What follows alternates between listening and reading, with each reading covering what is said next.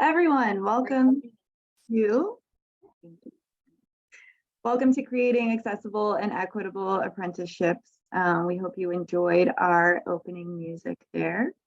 On behalf of the Massachusetts Office on Disability and the Division of Apprentice Standards, I'd like to welcome you and thank you for being here with us to close out National Disability Employment Awareness Month. First, a few housekeeping items. CART and ASL interpretation are being provided. To view captions, please click the CC button in your menu or the link in the chat, which is being shared now. To make the ASL interpreter's video appear larger or smaller, you can click and drag the line between the slides and the interpreter's video. The chat has been turned off for attendees. So to ask a question, please click on the Q&A button in your menu or click raise hand in the reactions menu if you're unable to access that Q&A button. Please include your email address with your question so we can get back to you if we're not able to answer your question today. You can also email apprenticeship@mass.gov if you don't want to share your email in the Q&A. And that information is all in the chat as well. Questions can be submitted at any time, but we will save our question break until the end of the presentation. So without further ado, we'll kick off with some opening remarks from Secretary Lauren Jones in a moment. After her, you'll be hearing a little bit from some folks from the Division of Apprentice Standards. And then we have Naomi Goldberg from the Massachusetts Office on Disability. We'll be going over some of MOD's work. We'll also be hearing from Ken Ahn from the Boston office of the EEOC. And then we've got a panel with several people who will be sharing their personal and professional experiences with apprenticeship and accessibility in the workplace. After our panel, we'll have an opportunity for a live Q&A. And then we'll close out. So I will now hand it over to Secretary Lauren Jones, who will be joining us via video message. Hello. October is National Disability Employment Awareness Month. There are over 233,000 individuals in the Massachusetts labor force with a disability.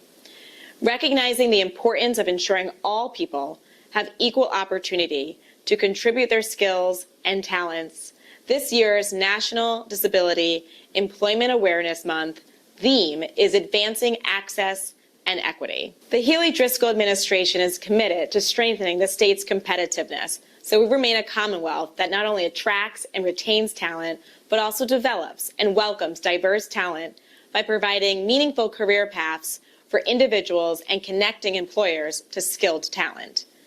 Registered apprenticeship is an instrumental model to make good jobs more accessible, especially for populations that have been underrepresented in the workforce, including women, people of color, people with disabilities, and more. In partnership with hiring companies and training providers, the Commonwealth's registered apprenticeship model combines classroom training with on-the-job training that has a history of proven success in construction and the building trades, and now continues to expand to new industries like the life sciences, advanced manufacturing, human services, and more. It's important that we have conversations about increasing career pathways for persons with disabilities. I want to thank the Division of Apprentice Standards and the Massachusetts Office on Disability for continuing their partnership and bringing together federal, state, and other partners to increase the awareness about equitable registered apprenticeship programs. I also want to take a moment to recognize and thank today's panelists, Max Karras and Christopher Sherlock from IBW Local 103, Mark Sherry and Billy Redman from Local 534, Joshua Johnson from Jobs for the Future, and Willett Harris from WebEx. On behalf of Governor Healey and Lieutenant Governor Driscoll, thank you for sharing your story with us and being advocates for registered apprenticeships and disability employment. To the employers joining us today, Registered apprenticeship is a key opportunity for you to build a loyal, skilled, and diverse workforce. After today's convening, I encourage you to connect with the Division of Apprentice Standards to learn how you can leverage state resources. When we collaboratively support our workers, especially through our training and career pathway programs, we help create meaningful careers for residents, and the entire Commonwealth succeeds.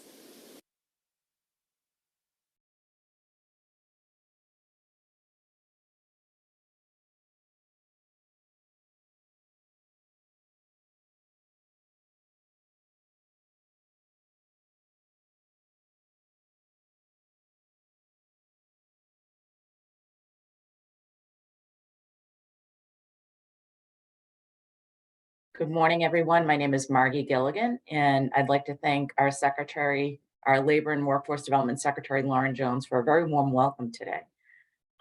Welcome registrants, and especially our presenters joining from the Midwest and Pacific Coast, who I imagine are on their third cup of coffee this morning. My name is Margie Gilligan. I'm the Program Director at the Division of Apprentice Standards. We're very proud and pleased to present you with our third annual National Disability Employment Awareness Month webinar with the Massachusetts Office on Disability, entitled Creating Accessible and Equitable Registered Apprenticeships. Apprenticeships encapsulate education and training, along with mentorship, sustainable living wages, and economic mobility. As such, accessibility and equity efforts only resonate by understanding who we are engaging with, whether individuals with disabilities, people of color, women, particularly in traditional occupations and trades, justice-involved citizens, and others. We need to understand what these individuals care about and how to create environments in which they can thrive. Today, we will feature presenters and panelists who will talk about disability services and rights, highlight their personal and professional apprenticeship occupations and challenges, and provide examples of accessible and equitable practices that are intentional and deliberate. We hope that you all will learn about, question, and apply some of the thinking and innovations presented today, while considering implementing new ways to apply policies and procedures in your recruitment, employment, and retention strategies. Now about us. At the Division of Apprentice Standards, we strive to assist our employers with registering quality, inclusive, and accessible apprenticeship programs. We are the Commonwealth's State Apprenticeship Agency, or SAA, involved in marketing, developing, enhancing, and servicing registered, certified apprenticeship programs in traditional and expansion industries, as Secretary described, and also, as some of my team members will say, from jewelry to brewery. So we encapsulate and register all different types of occupations and trades, and welcome you to register your programs with us. DAS staff is committed to our DEIA goals and practices, and want to provide our sponsor programs with the ability to achieve and enhance inclusionary and accessibility goals, thus presenting today's program to you all. So now I'll turn it over to our apprenticeship liaison, Pat Ray, who will go on to talk about the different teams and units in our division. Thank you, Pat. Thank you, Margie. So good morning, everyone. Thank you so much for joining us here this morning. I'm Pat Ray, as Margie said, an apprenticeship liaison here with the division. So today I'm going to cover the structure of our division, along with going over the key components that make up our registered apprenticeship program. So for our division, we are headed by Patrick Mitchell, who oversees division oversight, and he is our apprenticeship and work-based learning director. Program oversight is headed by Margie Gilligan, who is our program director. The quality assurance and compliance team is headed by Selena Pendexter. For grants and diversity, that group is headed by Angela Prince, who is the grants and diversity management supervisor. For operations and administrative support, that team is headed by Debbie Casano, who is the senior operations coordinator.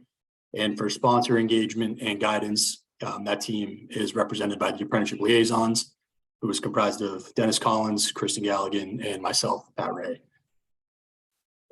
So to go over the 5 key components that make a registered apprenticeship program unique and what many consider to be the gold standard of workplace development. So the first step is that there is a significant engagement from the employer in developing the training components of the registered apprenticeship. Again, they can tailor make the training aspect to best fit their needs that they feel are going to be crucial for success within their business. And the training component is comprised of a structured on-the-job training outline, which consists of 2,000 hours of on-the-job training, which is the hands-on full-time work that the apprentice will be doing while in their apprenticeship program, which is then supplemented by the RTI-related technical classroom instruction, which equals 150 hours a year. And again, we feel that these 2 training components supplement each other very well and best suit the apprentice for success upon completion of their program.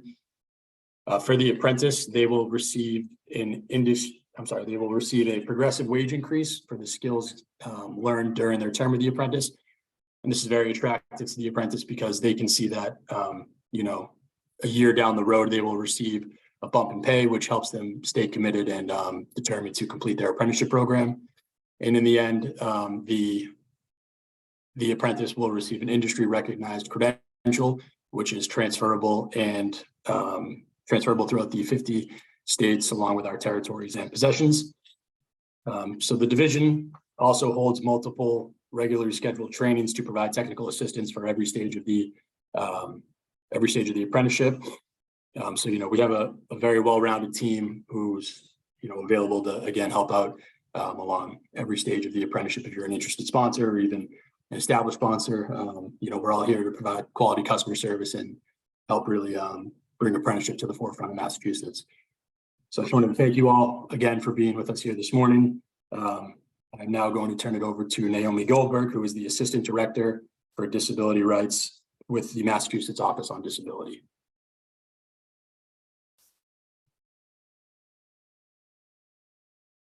Hello, everyone, and happy National Disability Employment Awareness Month. Mass Office on Disability is really pleased to participate in a great event to highlight apprenticeships as a career path. And on behalf of the agency, I'm happy to have the opportunity to tell you a little bit about the agency and what we do, and in particular, what we do in the employment space. So I'm going to refer to Mass Office on Disability as MOD just to make it easier for myself. MOD provides information, guidance, and training on disability-related civil rights and obligations. We help people with disabilities understand their rights, as well as help state agencies, municipalities, employers, housing providers, and businesses, and really anyone else that I've left out, understand their obligations under the various disability-related laws. So first, I'll just highlight our Client Assistance Program, or CAP is the acronym we use. This is a grant that MOD has to assist applicants to and consumers of vocational rehabilitation services or services provided by the 10 centers for independent living in the state. So our role in the CAP program is to ensure that these services are being provided in a way that's consistent with regulation and policy. And so if a consumer or applicant encounters an issue, CAP can explain their rights and attempt to resolve the issues that they have through informal advocacy or direct representation to appeal a decision. A few other areas for which we provide information and guidance are listed on this slide, obviously. We work closely with municipalities and state agencies about how they can maintain compliance with the various disability-related laws. We provide a lot of technical guidance to employees who are trying to navigate the reasonable accommodation space, particularly in employment. People can contact us and ask questions about that.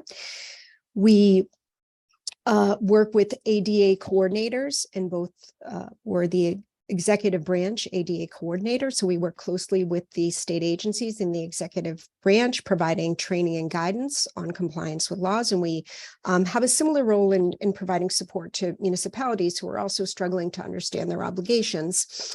We provide a lot of guidance on architectural access issues and what's required under regulation. And of course, a bunch of other things. Next slide, please. I also just wanted to highlight on this page a few of the things that we do. Any member of the public, as I said, can contact us to ask questions about any disability-related civil rights issue or architectural access issue. So we have a great page on our website called Disability Rights in Employment. It provides information about rights, but also a lot of detail about navigating the reasonable accommodation process, recourse options, and a lot about strategizing on how to navigate the process. We offer workshops on a quarterly basis and also to groups on employment rights.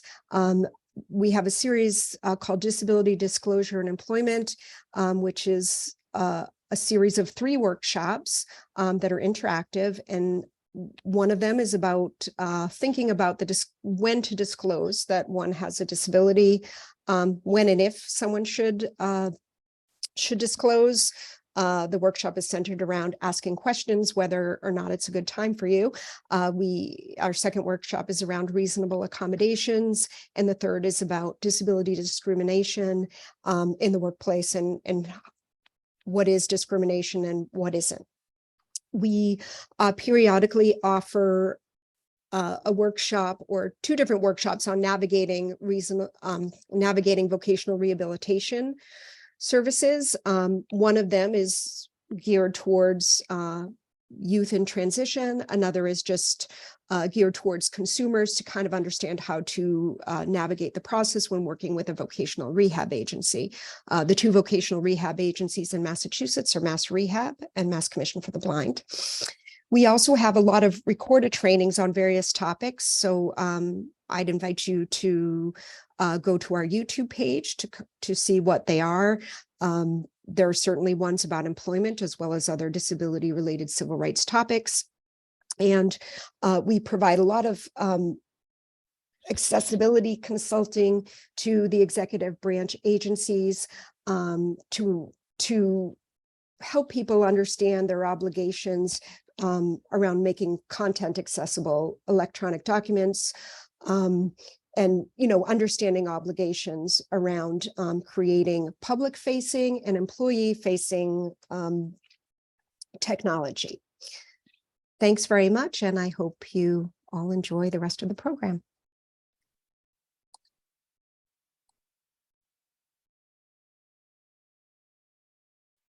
Okay, I guess I'll just jump right in. Good morning, Ken, everyone. Ken, Oh. let me happily introduce you with your great bio. Making So sure. really happy to have Kenneth on here today, who is the director of the Boston area office of the U.S. Equal Employment Opportunity Commission. At the EEOC, Ken conducts training for new field office investigators on topics that include lesbian, gay, bisexual, and transgender rights, the Genetic Non-Discrimination Information Act, fact-finding conferences, and predetermination interviews, as well as human trafficking. Ken has received multiple awards for many professional and personal accomplishments, which include EEOC's District Director and Chair's Organizational Core Awards, the Unsung Hero Award from the National Organization of Chinese Americans, as well as Outstanding Achievement Awards from the Federal Asian Pacific American Coalition. Ken holds a bachelor's degree from Boston University and a Juris Doctorate from Suffolk University Law School. It's very fortunate to meet Ken at one of the many Asian American Pacific Islanders conferences that he organized, whereby we worked together to provide accommodations and access for a deaf employment candidate that I was working with at the time, who wanted to attend one of his conferences. We're proud to have Ken join us at DAS as a new friend. He's provided internal DAS staff trainings, a listening session with his vice chair, Jocelyn Samuels, for our sponsor employers, and his willingness to participate in today's webinar to educate our participants. So thank you, Ken, and welcome. Thank you, Margaret, for that introduction. And Happy Friday, everyone. When I was listening to that song, Lift Me Up, it reminded me of how much my daughter, who's special needs, lifts me up every day and makes me a better person. I just thought I'd share that. That's a beautiful song, and as a solemn reminder of the reason why we are here, right? First, I want to thank Margaret and her team at DAS, as well as the folks at MOD, for inviting the EEOC to be a part of this month's National Celebration on Disability Awareness. Next slide. EEOC was created by the historic Civil Rights Act of 1964. Our mission and vision is to eradicate employment discrimination and to ensure a respectful, inclusive work environment with equal employment opportunities for all. Unlike DAS and MOD, we are charged at EEOC with the responsibility of enforcing litigating. We do have a mediation program as well, but we also do outreach and education to make sure that folks who needs to can understand the laws that's enforced by EEOC. So a person with a covered disability is someone who has a physical or mental impairment that substantially limits one or more major life activities, a record of a disability, or someone who is regarded as a person with a disability. Just to keep in the back of your mind that just because someone doesn't look like they have a disability doesn't necessarily mean they do not have a covered disability under the ADA.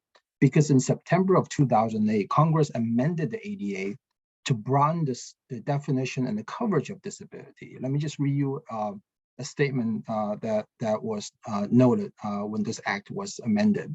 Whether an individual has a disability should not demand extensive analysis, and the definition of disability shall be construed in favor of broad coverage to the maximum extent permitted under the law.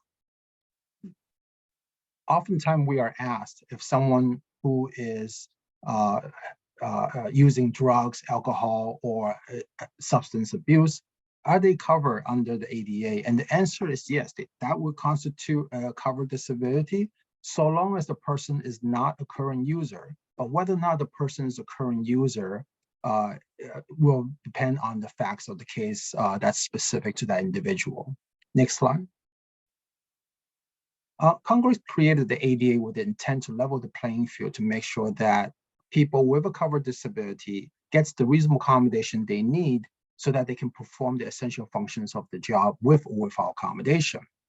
Typically, you'll see reasonable accommodation being invoked or asked during a work environment, but an employer's duty to provide reasonable accommodation also exists in the job verification process, as well as in benefit and privileges of employment. So what does that mean, for example? Say you work for a company that offers employees $50 a month if they can walk 10,000 steps, and that's part of their wellness program. Well, if you have someone with a disability who is unable to engage in that same function, then the employer has a duty and obligation to provide reasonable accommodation to ensure that that employee enjoys the same terms and benefits and privileges of employment. Next slide. When requesting for reasonable accommodation, there are no magic words. An employee doesn't have to say that, I need an ADA or reasonable accommodation. It can be in plain English. It can be asked by anybody, a friend, coworker, relatives, parents, healthcare provider. But once an employer have knowledge or should have knowledge of a need for reasonable accommodation, they have a duty to make sure that they provide an accommodation that's reasonable, effective, that's ongoing and continuous. In other words, if one accommodation does not work, is not reasonable or effective, then the employer have to consider another. And if an employer cannot provide a reasonable, effective accommodation in the position that the person is in, then the ADA says that you have to invoke what is called the accommodation of last resort, which means that you have to reassign the person to another position, a vacant position, where you can provide, again, reasonable, effective, ongoing, continuous, reasonable accommodation. One of the things that employers should remember is that, at the pre-employment and the post-employment phase, you cannot, before a conditional job offer is made, you cannot ask any question that has a tendency to reveal that the person has a disability. If you do, even if the person is not disabled, that is a per se violation. Now, after a conditional job offer is made, you can ask medical information. For example, can you perform this job with or without accommodation? But you have to ask that question of everybody in the same job category. You can't just pick one or two person because you have some suspicion whether or not that person may have a disability, may not be able to do a job, and you want to test that person out. So that would be a violation if the question is not consistently applied to everybody in the same job category. But one thing to keep in mind, when I mentioned earlier the knowledge or should have knowledge, that's a powerful legal theory, because even if you have an employee who's not asking for an accommodation, you have a duty and obligation to provide an accommodation because you have knowledge that that person has a disability. So everything that I talked about, reasonable, effective, ongoing, all kicks in when you have knowledge or should have knowledge that you have an employee with a disability. Next slide. An employer is not required to provide reasonable accommodation if there's an undue hardship or direct threat to self, direct threat to others, or if the condition is transitory or minor. I will tell you that undue hardship is a very high standard. And just to read you this statement that I have in front of me, what it means is that it has to be something that's significantly difficult, financially costly, unduly extensive, disruptive, or would fundamentally alter the nature or operation of the business. This is a pretty high standard. And I can tell you that in all the cases that involve ADA that I reviewed at EEOC, perhaps thousands, I would say a small fraction, maybe less than 5% of employers will actually use this undue hardship defense because it is such a high standard. As far as direct threat to self or direct threat to others, it can't be based on bias and stereotypes. It has to be based on scientific and objective information to support these two particular defense. Next slide. This slide just illustrates some of the emerging issues involving ADA. So for example, under GINA, employer cannot intentionally acquire genetic information from an individual or ask for family medical history. So for example, if I work for you, you can ask me if I was tested positive for COVID, but you can't ask me if my mom and dad were tested positive for COVID. One of the things that we're starting to see in the area of ADA is that people who are caretakers for either a child or partner or family member who have disability, they can be subjected to discrimination. And as far as artificial intelligence, we also are seeing that there are some employers who use screening tools to in creating algorithms that screen individuals from employment. And the one thing that we want employers to be very careful is to make sure that they don't create algorithms that has a disparate impact in screening out people with disability.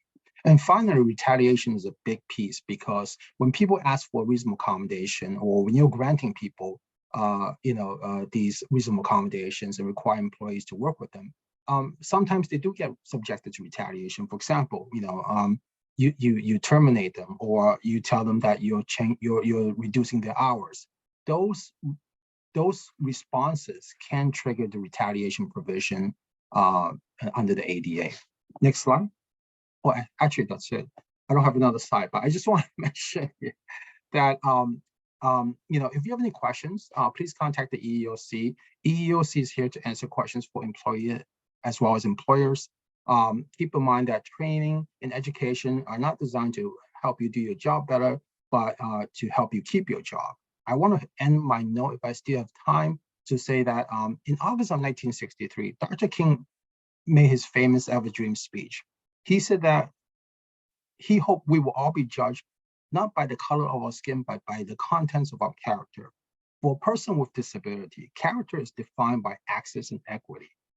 And I say that because I have a daughter, as I mentioned earlier, who has special need. And there are so many things that she's able to do today because of access and equity, and by having the right accommodations. And I'm really proud of her.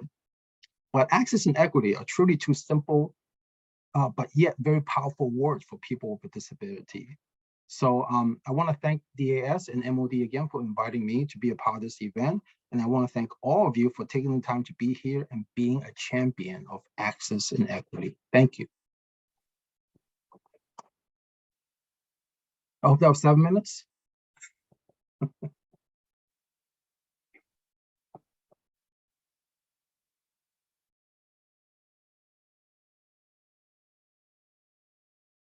morning, everyone. My name is Dennis Collins, and I'm an apprenticeship liaison at the Division of Apprentice Standards, as well as today's panelist moderator. As part of celebrating disability employment, not only during the month of October, but throughout the year, we are excited to share awareness for advancing accessibility and equity in employment, including apprenticeships, from the perspectives of our panelists. To that end, we've assembled a cross-section of stakeholders to share their personal and professional journeys, as well as their role and commitment to diversity, equity, inclusion, and accessibility. So now I'd like to introduce our panelists and ask them to introduce themselves, beginning with Max Karras, a journey person electrician at the IBEW Local 103, and Chris Sherlock, the training director for the JATC of Greater Boston IBEW Local 103.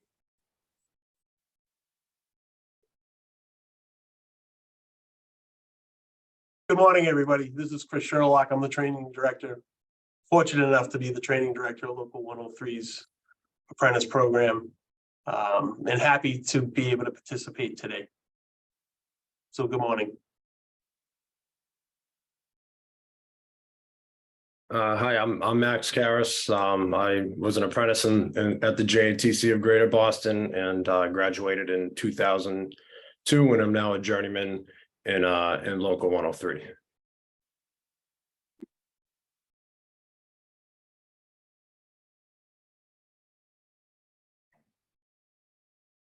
And now I'd like to ask Mark Sherry and Billy Redmond to introduce themselves from Boston Plasterers and Cement Masons, Local 534. Good morning. My name is William Redmond. I am the Director of Training for Boston Local 534, Boston Plasters and Cement Masons. I'm also the Labor Management Analyst. And again, I'm glad that I'm here today. I know that this is a big issue in society today, and we're doing our best to attack it. Thank you.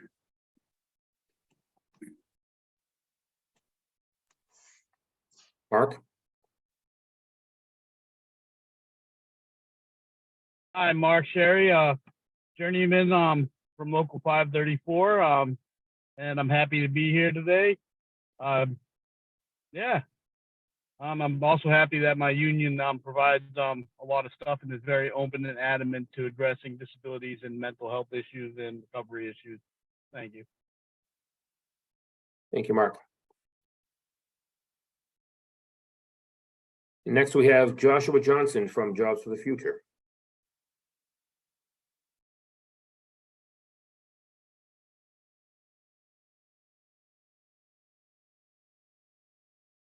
Good afternoon or good morning. It's almost afternoon out there on the East Coast. It seems like now here in the Midwest we're a little bit behind, but good morning, everybody. Joshua Johnson.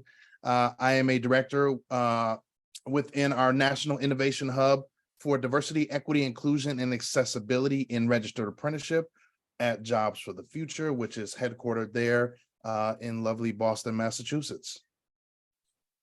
Thank you, Josh.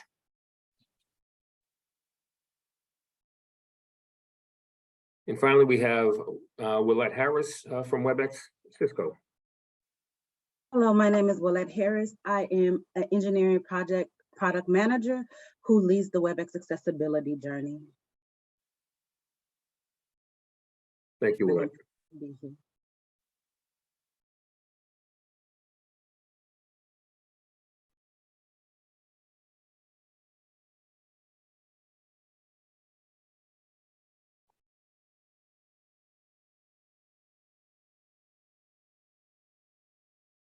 We will now begin the panel discussion with some questions and feedback and responses from our panelists. And I'll begin with Max Karras. Max, can you please tell us about yourself and describe what your apprenticeship entails? Or entails. Yeah, thank you, Dennis.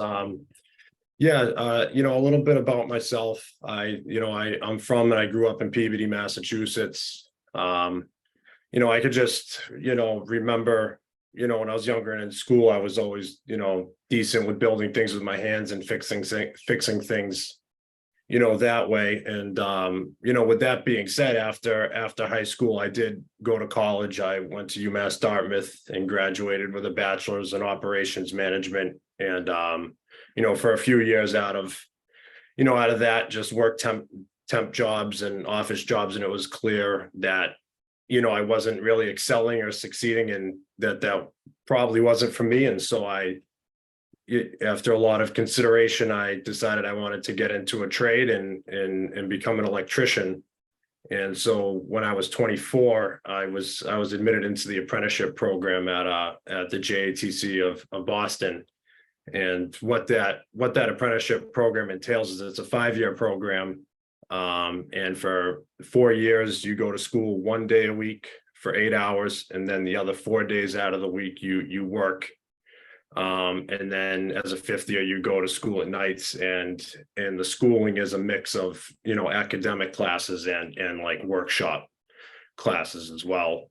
And just as it relates to the topic, today I'll share that, beginning in early high school, beginning in early high school, I started struggling with mental health issues, in particular anxiety and depression, and then also substance use, disorder, and that progressed through high school, college, and into my early 20s and into the beginning of my apprenticeship at JATC. And and so that made it very difficult for me to show up and participate in the way that I wanted to, at the JATC in my apprenticeship program. And but luckily for me, and I am very grateful due to the support and the help and the resources that were offered to me by Chris Sherlock and the Boston JATC.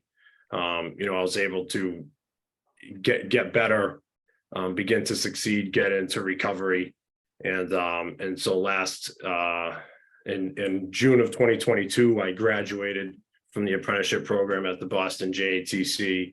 In November of 2021, I got my journeyman's license in the state of Massachusetts, and earlier this month, I was able to celebrate 6 years of sobriety and recovery. And that is a large part of that is due to the resources and the help and the positive attitude that I received from the Boston JATC and Chris Sherlock. And so I'm thank you for having me here and being able to share that with you guys. Sure. And what was it like sharing your disability to get help? So my experience, it was difficult because of the guilt, and the shame that I was feeling internally with it, but the help and the resources I always knew were there.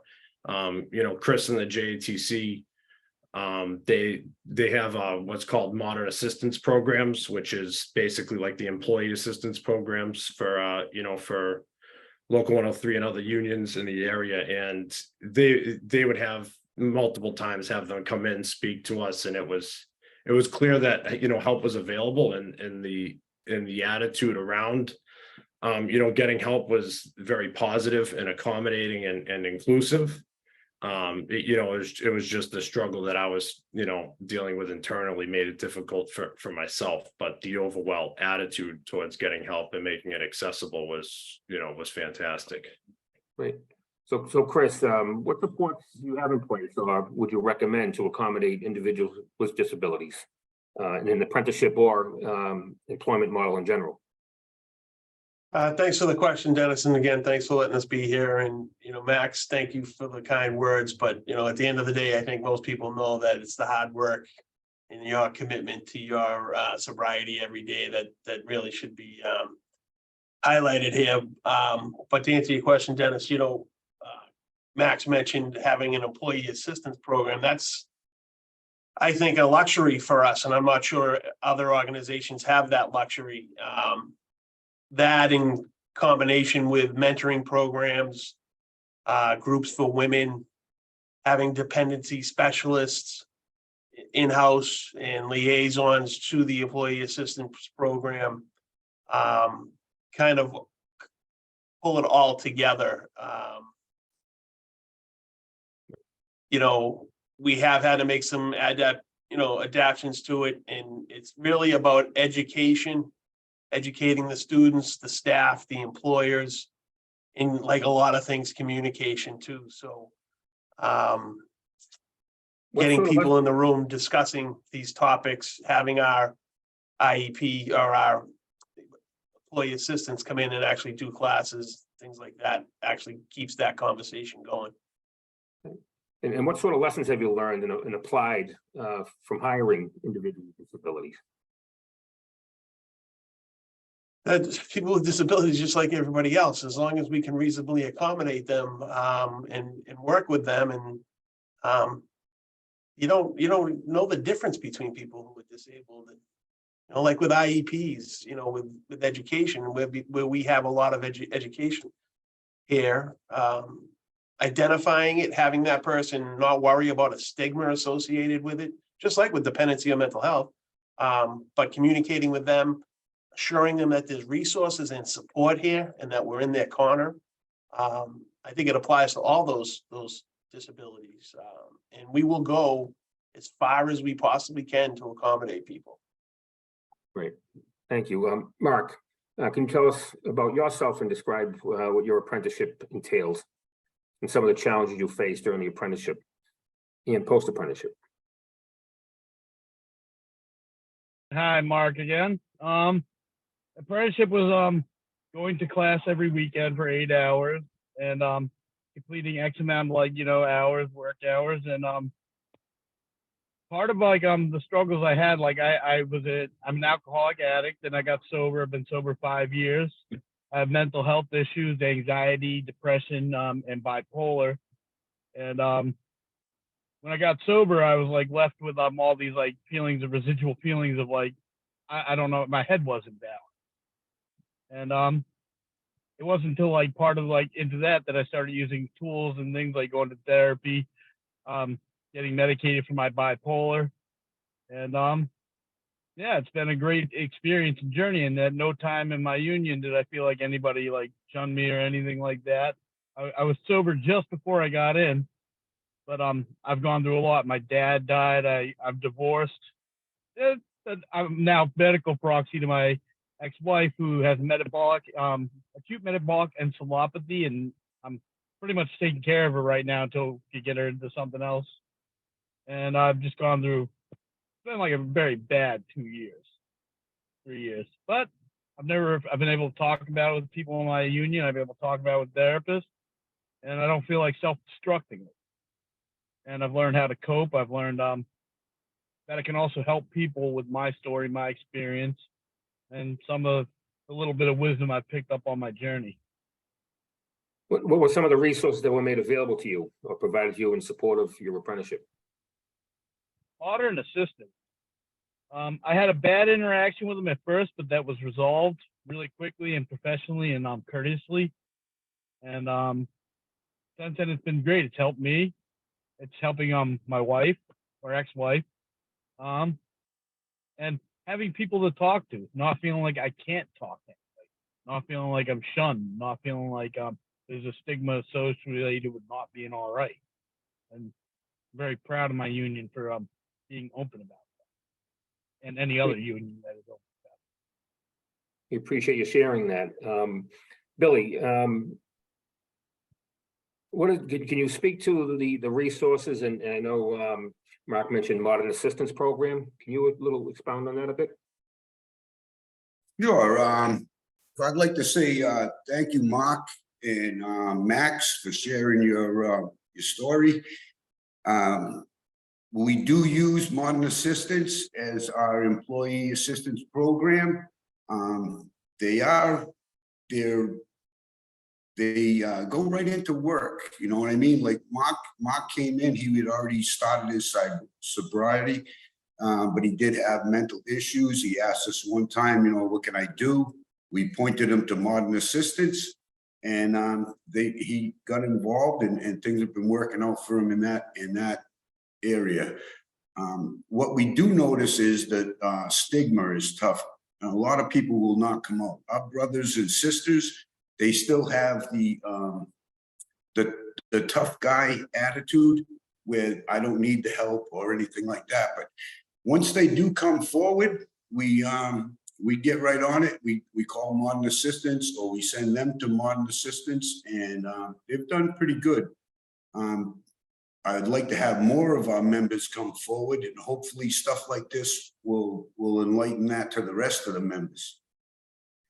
Do you have any thoughts on what an employer can do to create a more welcoming and inclusive environment for those with disabilities? The employees are coming about. Right now, the GCs have no problem working with us for all these the substance disabilities, mental disabilities. They're willing to help with us.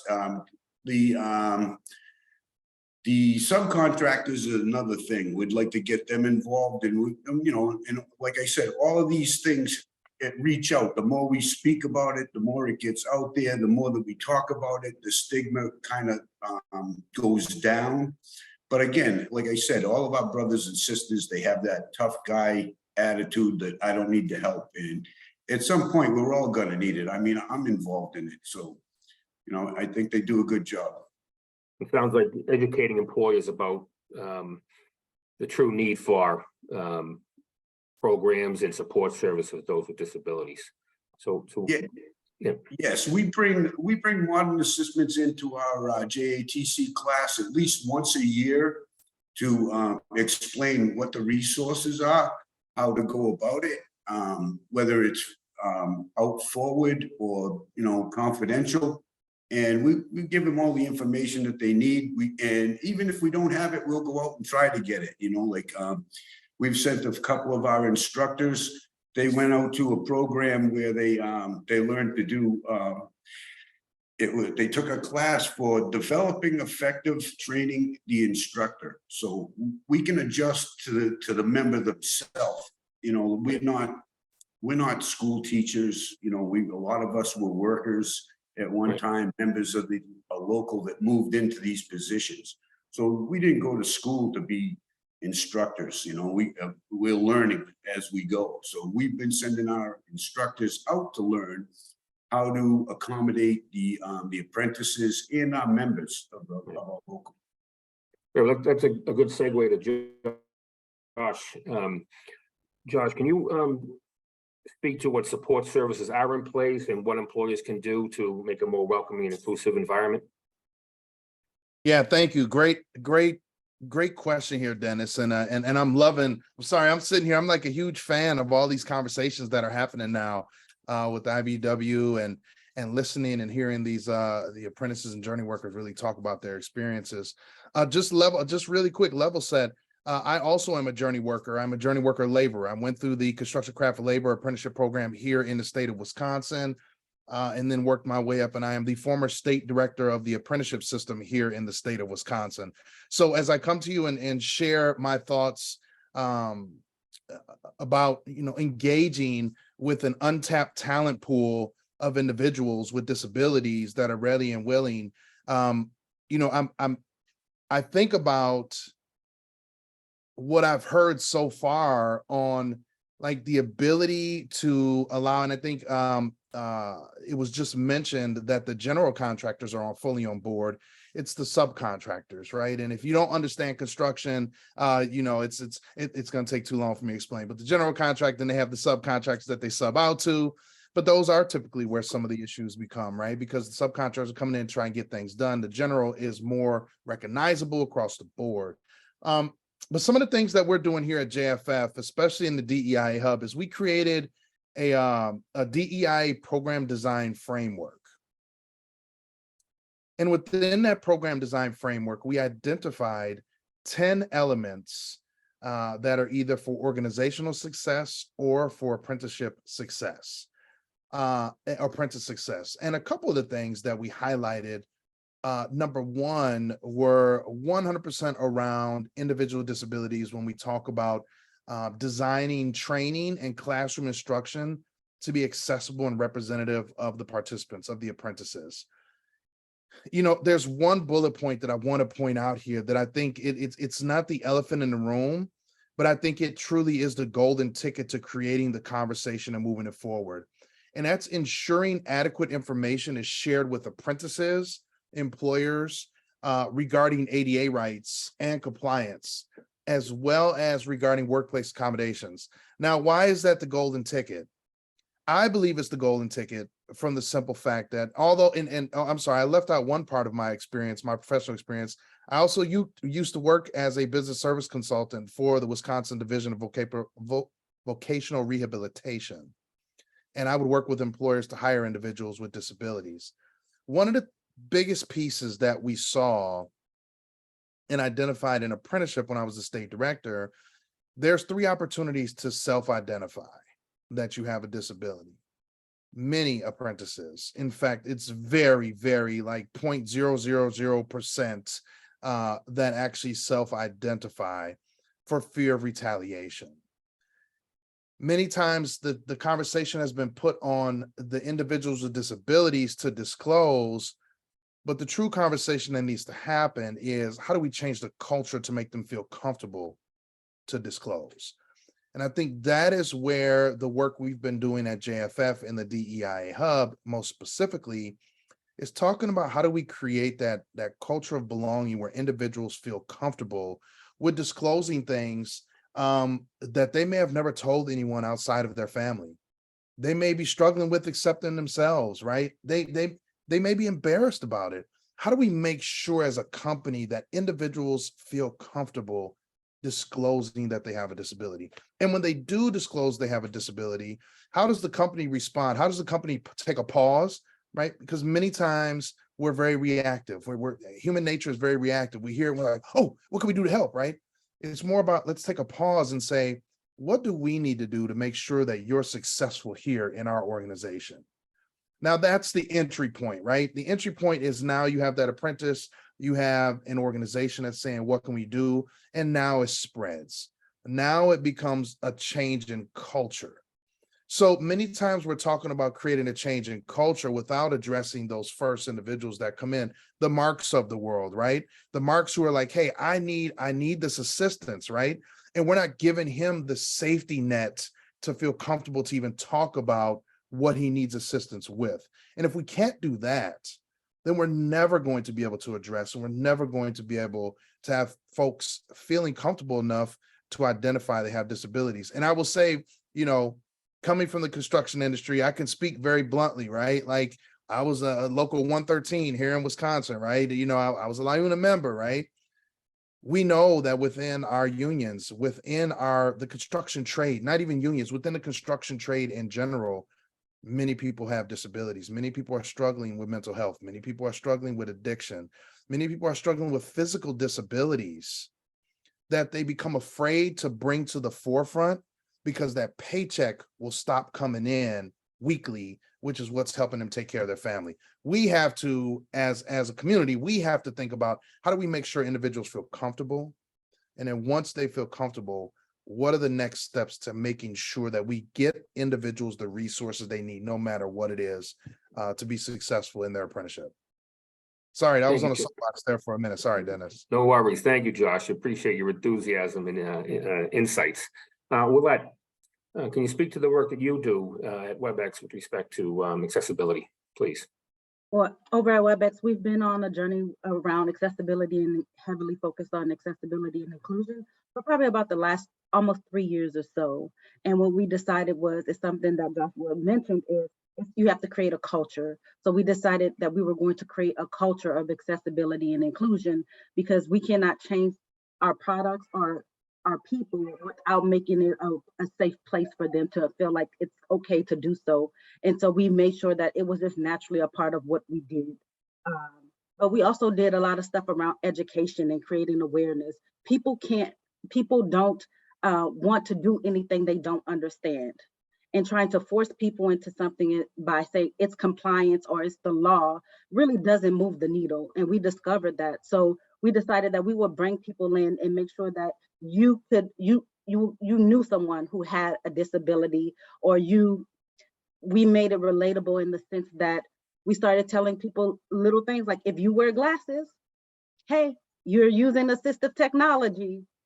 That's just one thing, but we don't think about it because we see every day it's become a common norm for people to wear eyeglasses. But that is a form of assistive technology. Without it, your vision may be limited and you may not be able to perform your job. So if someone comes into our organization and they want to use a screen reader, or if they need other accommodations, we need to look at it as if that person was wearing eyeglasses. Or for all of us who love our remote controls, let's thank somebody with a disability, because a remote control was created for people with disabilities. Everyone else was more than capable of walking up to the TV and turning the knob. Or if you were a kid, your parents would, hey, Willette, go change the channel, and you were on the hook for changing the channel, right? So, but because someone had a disability and they were unable to get there, we now have innovation like remote control. So we try to remind people that with disabilities and learning disabilities as well as physical disabilities comes innovation. And we really lead with that. We want an inclusive work environment because we know inclusive work environment fosters an environment of innovation. And we've seen innovation go up as we begin to think about problems from an accessibility standpoint and also include the people. You don't want to have a workforce where you're designing something for someone, but you're not including them in that journey. And many of us, hey, if you have a back problem, technically right now you might have a temporary disability. Little things like that, and reminding ourselves that we're all tied together in some way has really helped us over at WebEx foster an environment of inclusion and accessibility, because now we're looking at ourselves through the lens of our parents, our friend, or someone that we've met through one of our training sessions where we've been educating our team. Now we all know someone, and we also know that physical disability is not the only form of a disability. I myself am dyslexic. You may not even know it just talking to me, but there's really days where I have a really hard time processing information and getting words out. It's not just reading things backwards. It's the ability to pronunciate certain words correctly. So I may stutter or stumble over words, but it doesn't mean that I'm incapable of doing a great job or excelling in any field. So just having that open mind of, hey, someone might have a disability, but they might bring innovation to the job site. They might bring a creative new outlook to it, and they might actually increase your speed to production, right?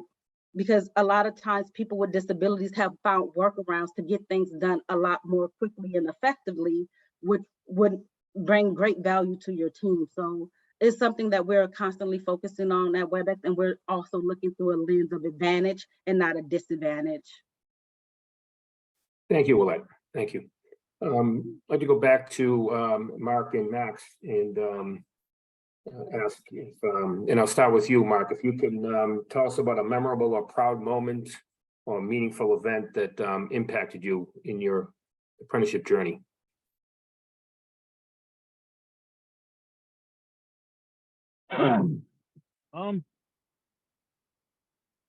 This is a weird one. It's probably not mental health. We were doing a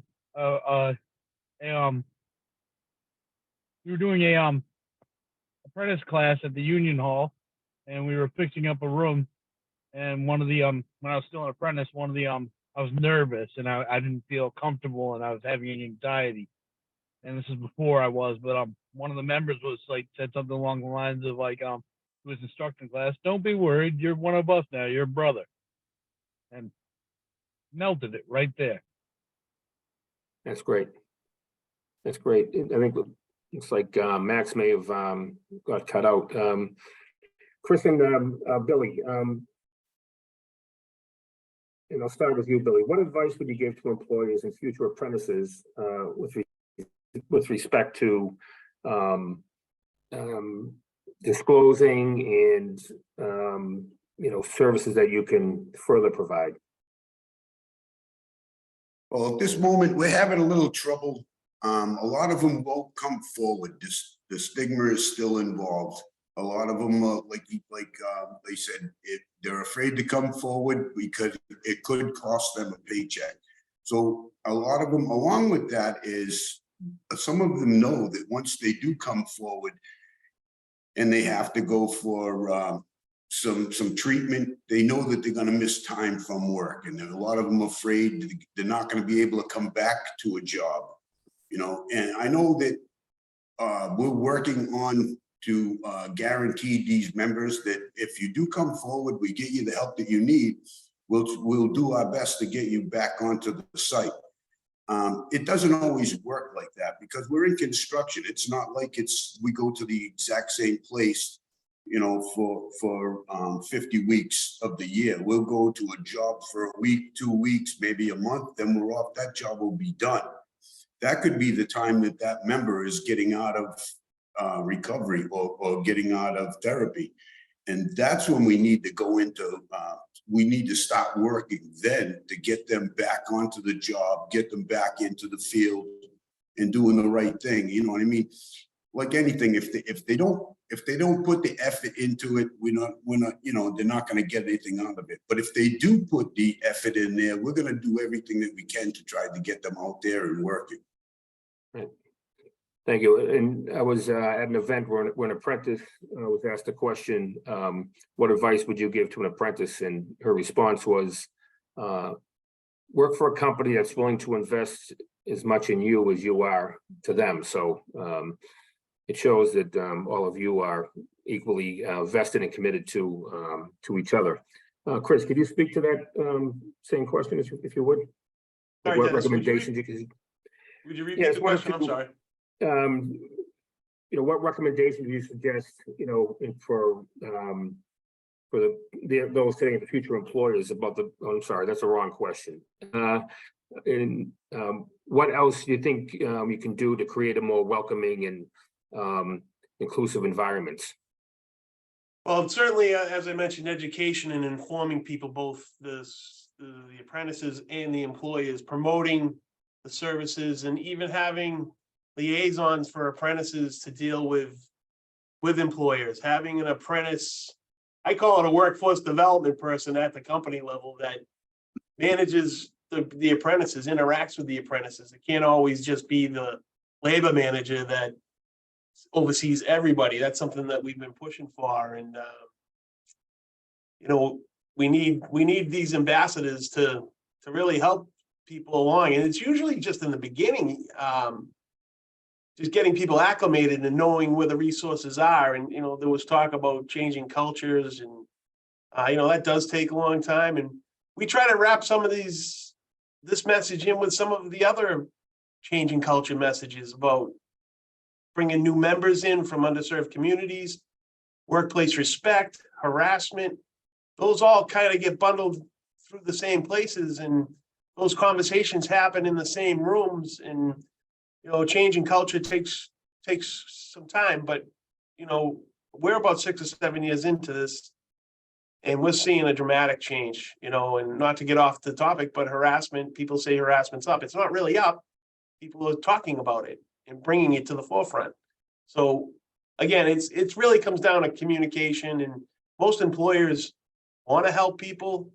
And whether you have a disability or not, all apprentices at some point require support, one way or the other. And the satisfaction of seeing people excel, especially with disabilities, it is really awesome. Great. Thank you, Chris. Max, now you're back. The technical difficulties. I'd ask Mark, is there a memorable or proud moment or meaningful event that impacted you during your apprenticeship or post-apprenticeship? Yes, you know, so in 2017, you know, basically that, you know, my mental health issues and drug dependency was, you know, was really at its you know, worst point, its peak. And even though, you know, from Chris and the JATC, I was receiving help, and from Modern Assistance, I was receiving help. It just became clear what was going on in my life, you know, to me, that I was going to need to seek serious long-term inpatient, you know, treatment. And I was, at that point, I was just very guilty and ashamed. And so I resigned from the apprenticeship program. And even though Chris reached out to me numerous times saying, call me, we could talk about options, I was just, I couldn't, I don't know, I couldn't bring myself to, to reach out to him. So, but either way, 10 months to a year later, when I was, doing well and sober and in recovery, I did reach back out to Chris at that point, and I was very nervous to do so, but that interaction with him, really did change my life, because when I reached back out to him, the attitude was compassionate, welcoming, glad to hear from me, and he then, I met with him, told, we went over everything that I was doing and came up with a plan to get involved in modern assistance and to get back into the apprenticeship. And so at that point, I did get back into the apprenticeship in 2017 after being resigned from it for a year, and then just to, make things, and then like an even bigger, almost memorable moment was graduating from the program in June 2022 and accomplishing that, and then shortly after being asked by Chris and the JATC to return as a part-time instructor. And it was, it was just really an amazing thing and an amazing opportunity, and it all came full circle. So yeah, that was definitely a huge memorable moment for, for me in my life and in my apprenticeship and career. That's great. Thank you. Thank you for sharing that. And for the remaining minute of this section, I'd like to open it up with other panelists who may have a question or comment from others. Yeah, Dennis, I wanted to say, Chris, you highlighted something that was really, really important, which was the fact that individuals are talking about that there are more, right? There's more reports coming. There's more of happening, but actually it really isn't. And you highlighted it. I'm so grateful that you did. It's not that there's more. It's that now people are actually feeling comfortable to talk about it and report it, right? It's probably been 100% worse than what we could ever imagine it has been. And we still don't know to the depths of how bad the discrimination is out in the field. But you're correct, right? It's we're hearing about it, we're talking about it. There are people feeling more comfortable. And I think that's where it's very promising to know that individuals are feeling comfortable to bring it forward. And it really does. It falls right solely on the shoulders of those employers. And I think that is the number one thing that I want to leave on at this section is this falls on the employers of the shoulders. This does not fall on the employers of the individual disabilities to force change.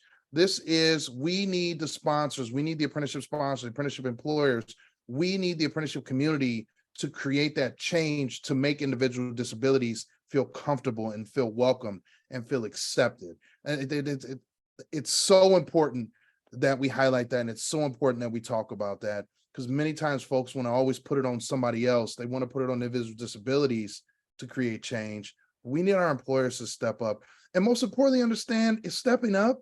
You're tapping into some untapped talent. You're finding individuals who are ready and willing. Many times I used to say this when I worked in VR, when you hear the word disability, what's the universal sign for disability? Just think about it for a second. When you pull into any parking lot, you see a wheelchair sign, right? That's the universal sign that people have for disability is, oh, if they got disability, it must be in a wheelchair. There's thousands of disabilities. So how do we continue in what we do, the work we're doing in the DEI Hub is helping to educate individuals about what disability looks like. Most importantly, within that, how can you build a culture of belonging? How can you make sure you're incorporating that apprentice's voice to make sure that everyone is successful in those interactions? Great. Thank you, Joshua. And thank you all panelists. This was very enlightening and personally and professionally gratifying to and appreciate your stories. And I would like to commend in particular the apprentices for their journeys and your willingness to share with us. I know that's a challenge in and of itself, but there's some great stories to tell and for others to understand and be aware of. So, and of course, the sponsors, Billy and Chris, the supports are what's needed throughout workforce and appreciate your taking the time and willingness to share your thoughts as well. And of course, Joshua and Willette, appreciate your time and insight. So with that, I'll turn it back over. Awesome. Thank you so much, Dennis. Hello, everyone. My name is Kristen Galligan, and I am an apprenticeship liaison here with the division. I just want to thank and echo Dennis's point. Thank you to all of our panelists for your stories and your knowledge in today's discussion, as it is invaluable to all of us participating today. At this point, we have now begun our Q&A portion of the webinar. As a reminder, to ask a question, please click on the Q&A button on your menu. And if you can't access the Q&A button, click Raise a Hand in the Reactions menu, and you will be given the option to turn your camera on and a microphone. So we will get started. So this first question is in our chat from Gloria Wallace. Is there a comprehensive list of apprenticeship opportunities in Massachusetts for individuals working independently without assistance from a vocational agency?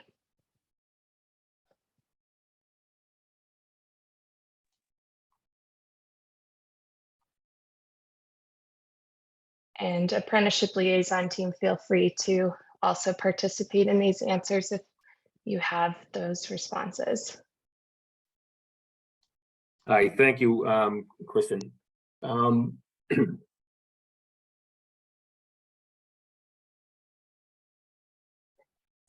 Thanks, Dennis. I just jump in and say, yeah, absolutely. Reach out to us at apprenticeship@mass.gov, and we'd be happy to supply you with a list of apprenticeship opportunities. Thank you very much for your question. Thank you, Margie. Okay, it looks like Louise Jacob, I see you have your hand raised. So I'm going to offer a panelist request so you can turn on your camera and microphone. So please just accept that. Thank you.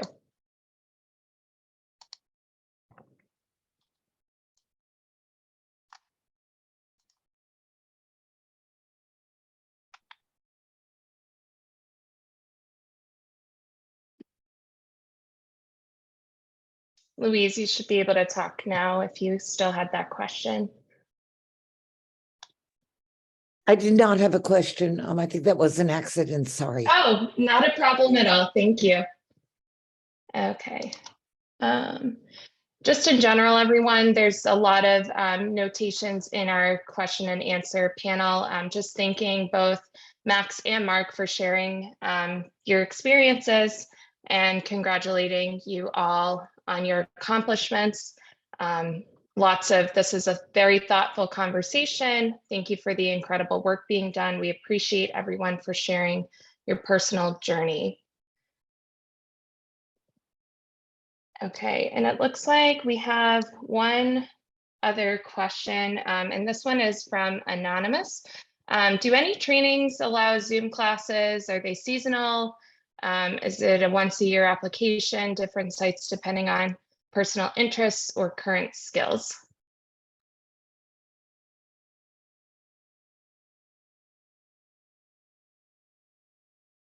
I'd be happy to take that, Kristen, if you'd like. I think application periods vary by building trades. I think you can probably link off of DAS's site and get a comprehensive list of apprentice programs and when they have applications. The other part of the question, is Zoom a primary tool? And again, that would vary by apprentice programs. I don't think that many programs use Zoom exclusively, but I could be wrong. But in the building trades, with his hands-on shops and things like that, that'd be hard to replicate. Awesome, thank you, Chris. And it looks like that is it for our questions. Again, as a reminder, please feel free to email our team if you have any additional questions. And our email again is apprenticeship@mass.gov. Please include in that email NDEAM webinar question in the subject of your email, and we will be happy to assist you as soon as we can. And at this point in time, it is. Oh, I have I'm a sorry. final question. I'd just like to Yeah, ask. go ahead, Margie. I'd just like to ask the panelists and presenters if they have any final parting words for our audience today.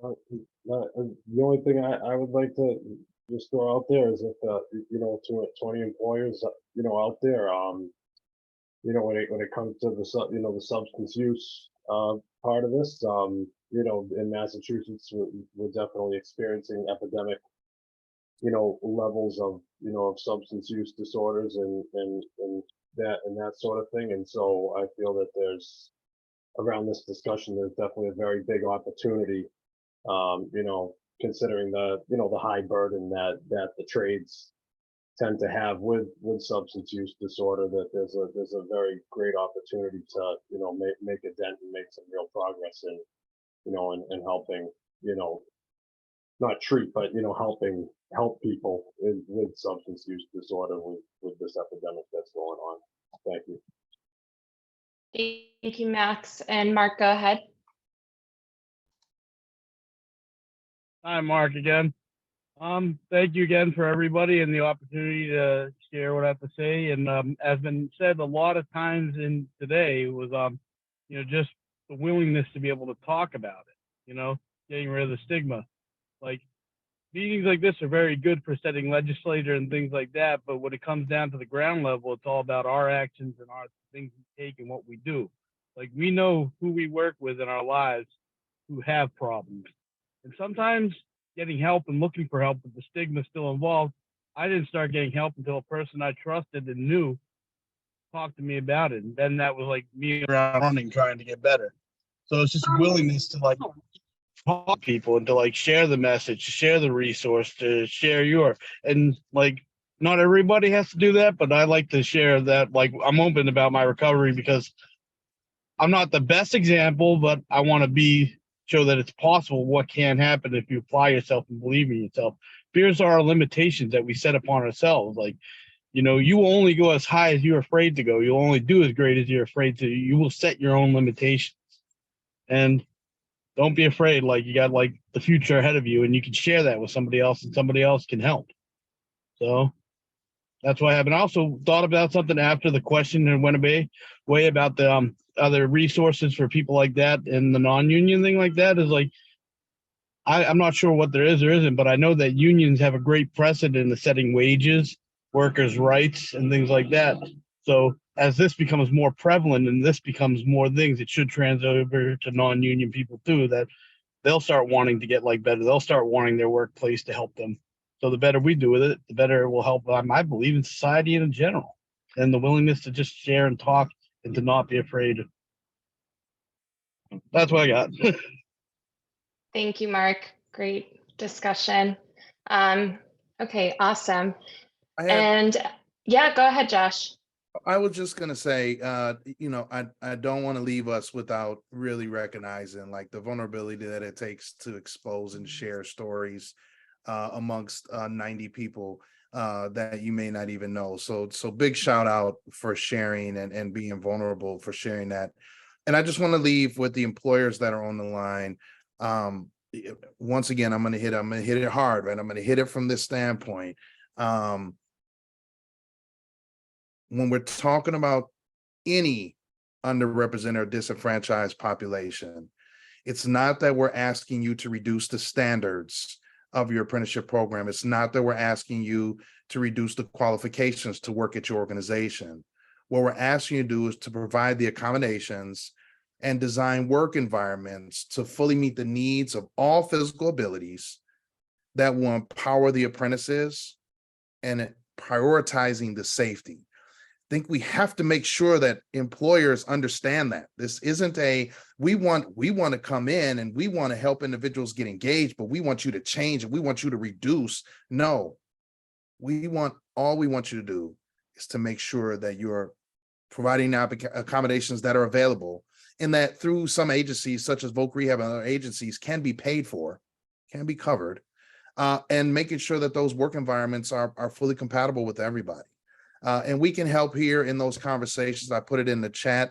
for those who may be interested in some free, no-cost technical assistance in addressing the needs you may have in designing programs, apprenticeship programs, or whether, creating new programs or redesigning current apprenticeship programs.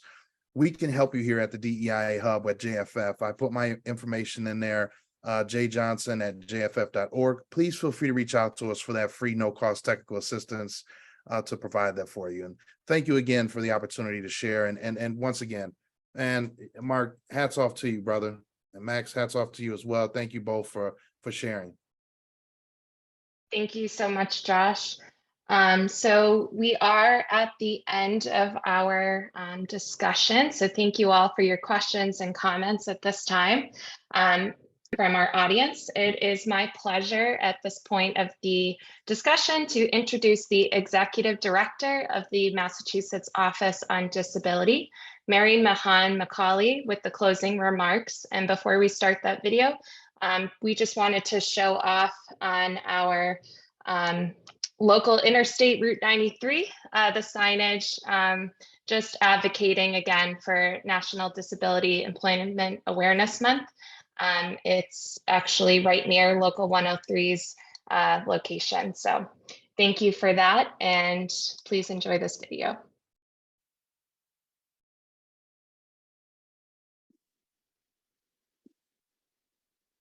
Good afternoon.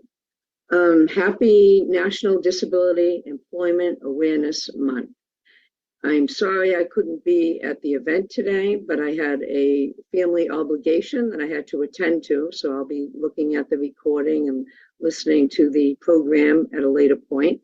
I want to thank everyone for joining us today that was involved in the program, and thank the Division of Apprenticeship Standards and Lily, our communications manager, who have done a lot of work to put today together, and also thank the folks on the panel and the others that spoke. I can truly relate to a lot of the messages that I know that are going to be shared. I myself am a recovering alcoholic, and I've had mental health issues. I have mental health issues, I guess. And I also happen to be blind. So I have a couple of different types of disabilities. And I know for myself that the reason that I've been very successful in the world of work in my professional life is because I've reached out to a lot of people, organizations, agencies, individuals, groups, to get the help that I've needed to get to this point in my life.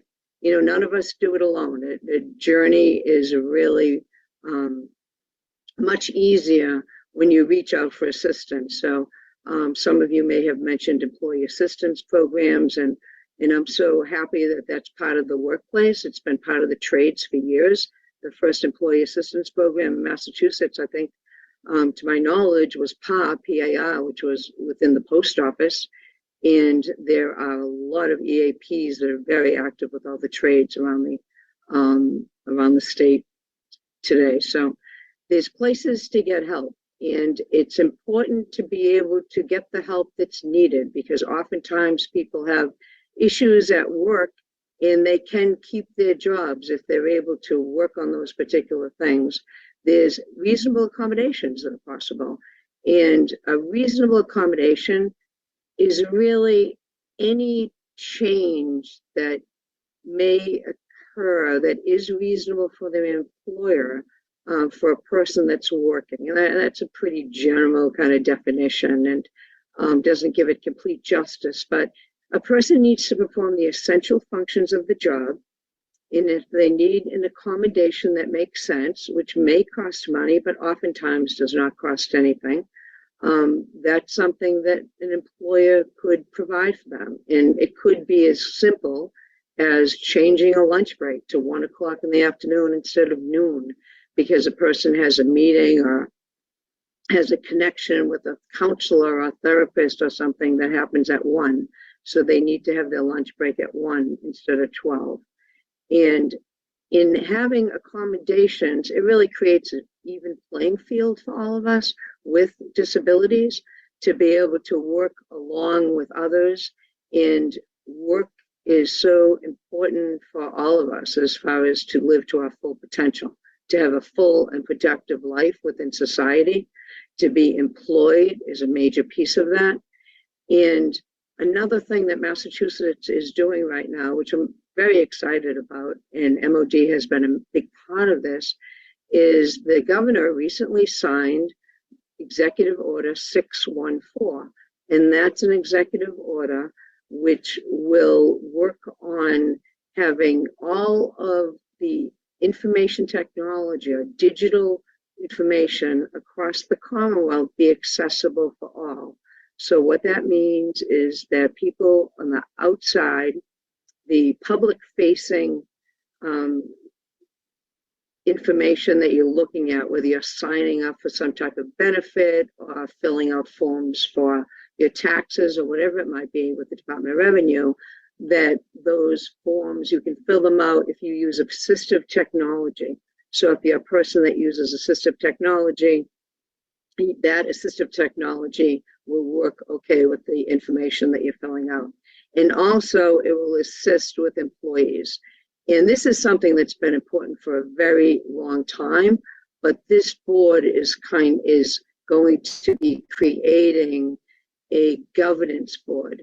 And that governance board will be working on digital equity and inclusion.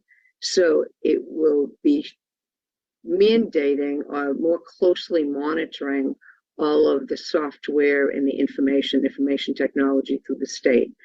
And that's very important for us so that we have an information technology system. So many things are digital today in the world. And I think with COVID, that turned out to be more for our employees, and everyone needs to access the information. So thank you for coming today to the event. And again, I just want to say happy National Disability Employment Awareness Month. And the final goal of our agency, MOD, is really complete accessibility and inclusion for all people with disabilities in all aspects of life. And work is absolutely an important aspect of our life. Thank you.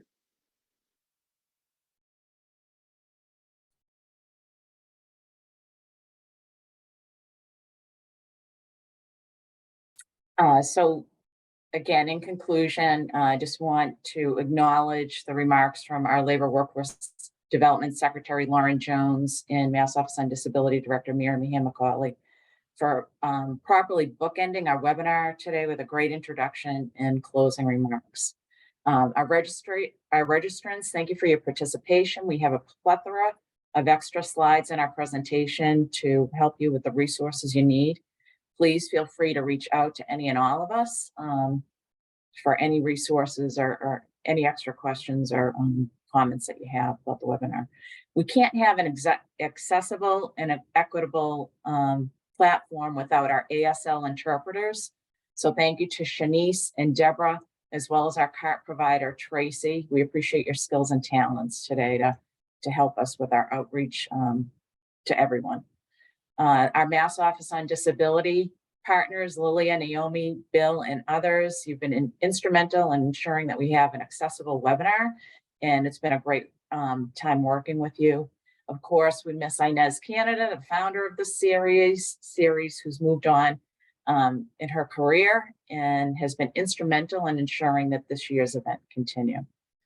At DAS, we have our apprenticeship liaison team who you've met today. So I just want to thank Dennis, Pat, and Kristen for sharing their commitment and talents to this event, as well as all of our staff who strive to ensure that we educate ourselves about inclusivity and accessibility and equitability daily and compile resources for our employer sponsors to share. Nothing's real without having stories, especially Max and Mark participate. We give you accolades for joining us in a public webinar. And we thank your employers, Christopher and Billy, for your passion and your dedication to creating inclusive and accessible apprenticeships. Josh, you're going to be crusading with us in Massachusetts, so happy to have you on board, and thank you for joining us from Wisconsin. Willette, as Mary Meehan McCauley mentioned, the work that you've engaged with is showcased in our Executive Order 614, signed on by Governor Healy to establish Digital Accessibility and Equity Governance Board in our Commonwealth to help ensure accessibility of information technology. So I just thank you for your participation from the great state of Washington. Ken continues to provide us with resources and offer our sponsor employers with any resources that you'd like to tap into. So please call, reach out to us or EEOC for any training opportunities or needs. Please continue to tap into the knowledge and expertise that was presented to you today. And I hope that we all as a group can continue to move Massachusetts DEIA efforts forward by including disability, accessibility, and equitability in all our conversations. We look forward to seeing you very shortly during National Apprenticeship Week, November 13th through November 17th. Thank you again, and thank you for your participation today.